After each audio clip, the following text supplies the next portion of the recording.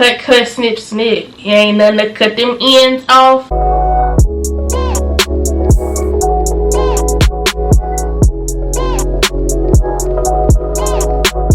What's goody, y'all? What's good today? What's good with you?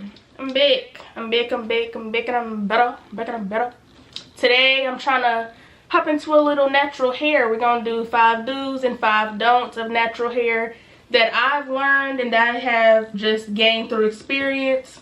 Actually, first I wanted to discuss a little bit about my natural hair, my journey with mine. I am going to put out a natural hair journey video, but just to give y'all a little insight. So, I was natural when I was young, got a relaxer in elementary school, and then between 8th grade and freshman year is when I decided to go back natural. I transitioned, I did not big chop. So, it's been a journey. Looking back at old photos and stuff, it's like, why, was it looking like that?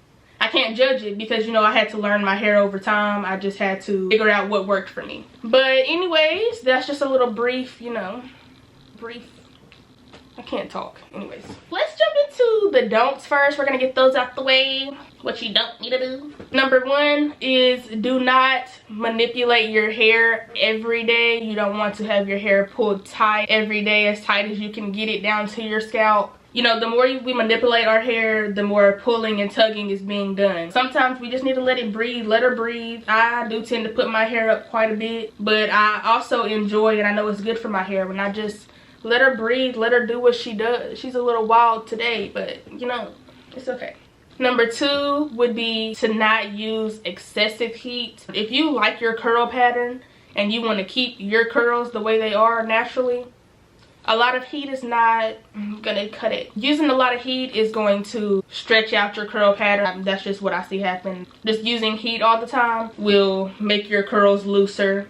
Using a lot of heat will cause heat damage. If you have colored hair, heat is definitely not it to use all the time because natural hair already tends to be drier. Colored hair tends to be drier. So a lot of heat is not really necessary, y'all. Especially if you're wearing it in a natural state. There are so many different ways to stretch your hair and things of that nature without using heat. If you like to wear your hair straight a lot and you're not necessarily worried about your curl pattern too much, then you may use heat more than others. But as far as me, I don't really use much at all. Number 3 is when you wear ponytail holders and things like that during the day, when you have your hair pulled up or it's pulled to the back or whatever the case, when you go to sleep that night, maybe take the ponytail holders off, We don't want to sleep with those on. It's just going to be pulling and tugging on your hair all night, especially if you don't protect your hair at night. You don't want to fall asleep with ponytail holders, hair bows, or whatever it is that you put in your hair and sleep in it, because it's, I don't know, it's like trapping your hair at night,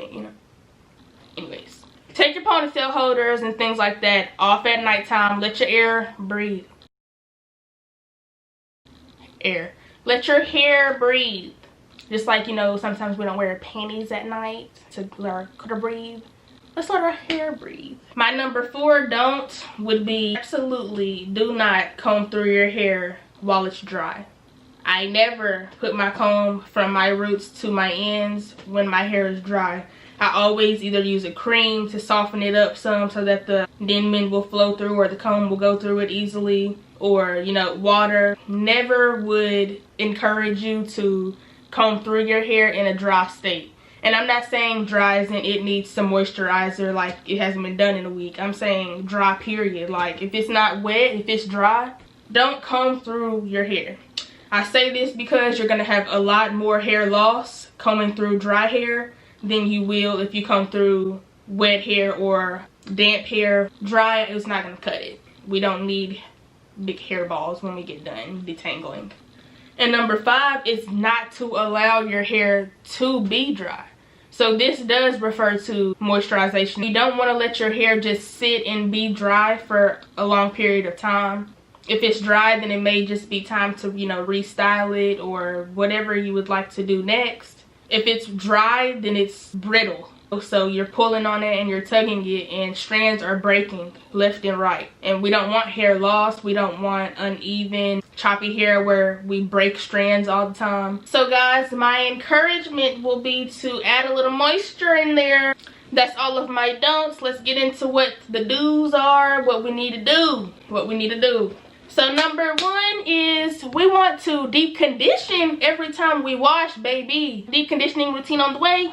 We just need to deep condition. Deep conditioning is going to put all that moisture back in. Like, I really hate a shampoo that makes me feel like I have dry, brittle hair when I get done washing my hair, because it just stripped everything out. I do like it to feel clean when I get done, but point I'm trying to make is deep conditioning, hot oil treatments, pre-poo, all of that is going to encourage more moisturized hair at the end of your routine. So when you get done with your routine, you will see a difference. I definitely see a huge difference if I deep condition the whole day before rather than not deep conditioning at all and I'm styling my hair.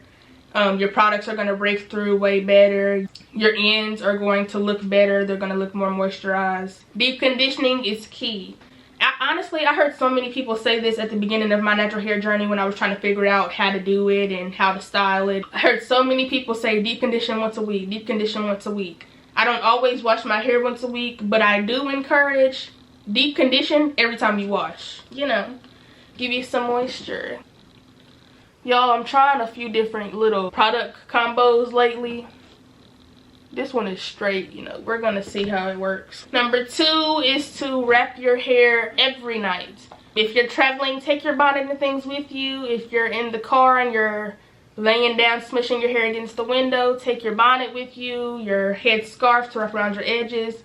Whatever you need. When you're laying down on your hair, when you're going to bed at night, whatever your situation may be, make sure that satin is on your hair, y'all. Especially if you do not have satin pillow slips. I don't have satin pillow slips. I sleep on cotton pillow slips. Therefore, we need to have that bonnet on, that scarf at night. I like the bonnet with the little pull string on it so that I can make it as tight, make it as loose as possible. Because another problem that we also have, you know, many of us have, is our scarves will come off at night. And if your scarf is coming off at night or your bonnet is slipping off at night while you're sleeping, that's also not going to get the job done. So find whatever works for you to where it will stay on all night. Set you an alarm or whatever you have to do to make sure it gets on in the first place. It's going to keep from your hair tugging and pulling across your pillow slip at night and you're turning each and which way, snapping strands here and there. We don't want that. Let's refrain from doing that, and all we got to do is wear a little bonnet. Number 3 would be, do give attention to them ends, okay? The ends are the oldest part of our hair. They're also the driest part of our hair. Giving attention to your ends, giving them a little extra TLC is going to be great for them. They're going to love it. They're going to thank you by looking delightful, okay? They're going to look great after you give them some TLC. They beg for it. You don't want to be rough with your ends. You don't want to pull on them and things of that nature all the time. Be gentle with your hair. And also, y'all, something I still struggle with is getting my ends trimmed as often as necessary. And I just like 2 weeks ago got my hair straightened for the first time the whole year, and my ends clipped by someone who actually knows what they're doing, because I try to clip them myself, but it'd be choppy, like choppy. Get your ends trimmed as often as necessary. Obviously, you don't have to do it too often to where you're just cutting off growth. You do want to do it often enough to where when you go to get your ends trimmed next time, they're not having to just cut off so much hair. She just told me the other day when I got my hair straightened that when your ends are split, and I did know this, but I hadn't thought about it, you know, this in a long time. So when your ends are split, that split is moving up your hair shaft. So the longer those ends sit on there, those dead ends, the more hair is gonna be dead, the more is gonna die. Don't be like me, because this is what I keep doing, and I'm gonna do better next year. I promise I'm gonna do better next year. I have a reminder in my phone set for about 4 or 5 months away so that I'm not waiting the entire year to get my ends clipped again. Your hair just does so much better when those ends are gone. Like, cut, snip, snip. You ain't nothing to cut them ends off. Cut them ends off. If they're dead, they're dead and they need to go. Number 4, what you want to do is use edge control sparingly. You don't have to use edge control every day and slick them things to the gods. If you're running to Walmart to grab a pack of noodles or whatever you get from Walmart, your edges don't gotta be done. They don't. You know, it's natural hair for a reason. It's gonna do what it does. It's gonna be crazy. It's gonna go wild sometimes. Natural hair has a mind of its own. Just let it be natural sometimes. You don't have to have your edges done all the time. This is going to keep from having thinning edges. Some people have no edges. You want to refrain from that happening. Like slicking a bunch of edge control on your edges every day is definitely going to minimize them. They're not going to be as thick as you want them to be. Your hair is just not going to be as healthy as you would like it to be. If they never get a break, they're going to be upset.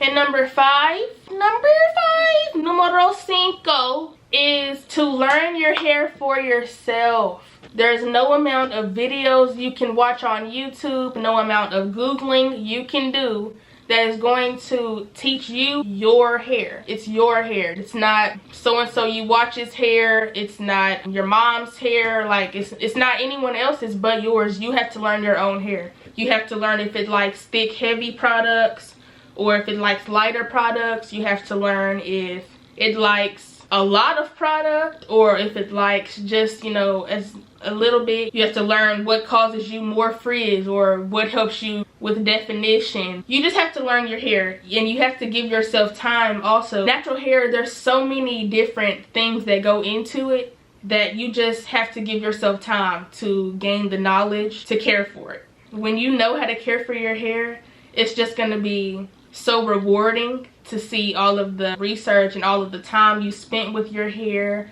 and all of the different product combos you tried out. It's going to be so great when you finally find that perfect combo and that perfect styling technique that works for you and works for your hair. You're just going to love it after you really take time and spend time with it. Y'all, and that is all I have for the do's and don'ts.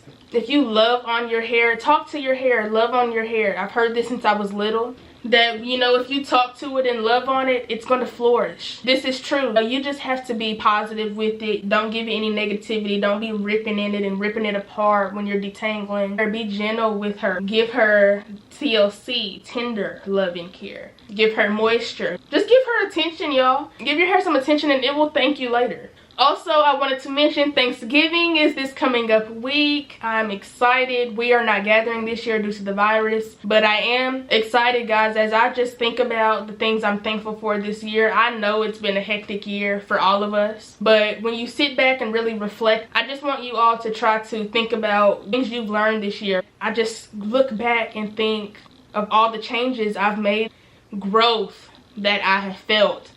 And it just makes me so happy. This was a year of growth, and 2021 is gonna be my year. It's gonna be my year to flourish. The Lord has me. Everybody, think about what you're thankful for that the year brought you. I hope that everyone's family is doing okay, that you're all loving up on one another. It's the holidays. And I'm just feeling good today. I'm just feeling good. I hope you are too. Nice to meet everyone who is new. Do me a favor, make sure you like, comment, subscribe, and turn on your post notification bell so that you're notified the next time I post, which will be next Monday. Every Monday, new video. I'll see you guys later. Bye.